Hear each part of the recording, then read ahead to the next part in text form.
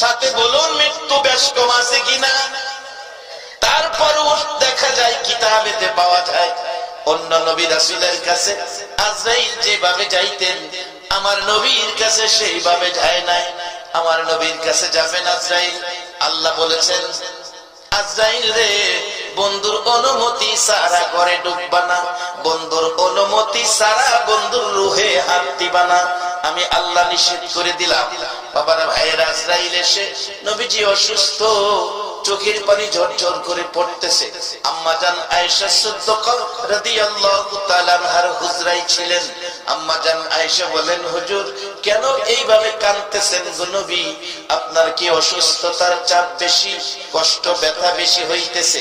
আমার নবী কান্দে, আয়েশা রে অসুস্থতার চাপ ব্যথায় কান্দি না রে আয়েশা, আমি কান্দি কিছুক্ষণের মধ্যে আজরাইল আসবে, আমি যদি দুনিয়ার থেকে বিদায় হয়ে যাই আমার এতিম উম্মতের কি উপায়?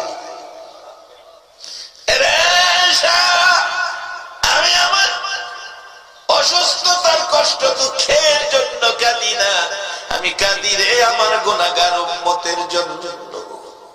কিছুক্ষণ পরে সে ডাকলেন দরজায় আজরাইল, ইয়া রাসূলুল্লাহ দরজা খুলেন। খাতুনে জান্নাত ফাতেমাতুজ জাহরা ঘরে ছিলেন।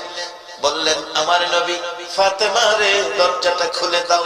দরজা খুলতে গেলে ফাতেমা দেখে এমন এক লোক দাঁড়িয়ে আছে যাকে জীবনে কোনোদিন দেখি নাই, অপরিচিত লোক। বলল, বাবা এই লোকটাকে চিনি না, দরজা খুলবো।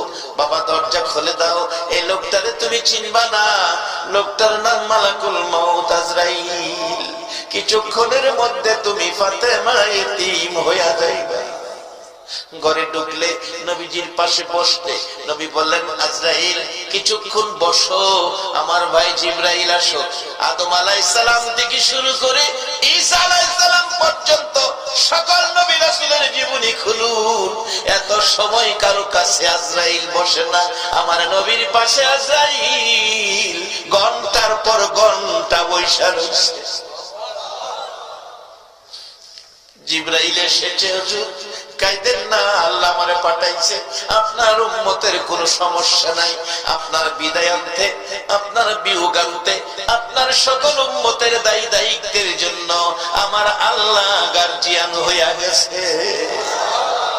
হুজুর আমার আল্লাহ বলেছে আপনার উম্মতের কোনো না কোনো উসিলা দিয়া জান্নাতি বানাইয়া কবর নিবে, যেমন আজকের মাহফিলটাও এমন একটা উসিলা হয়ে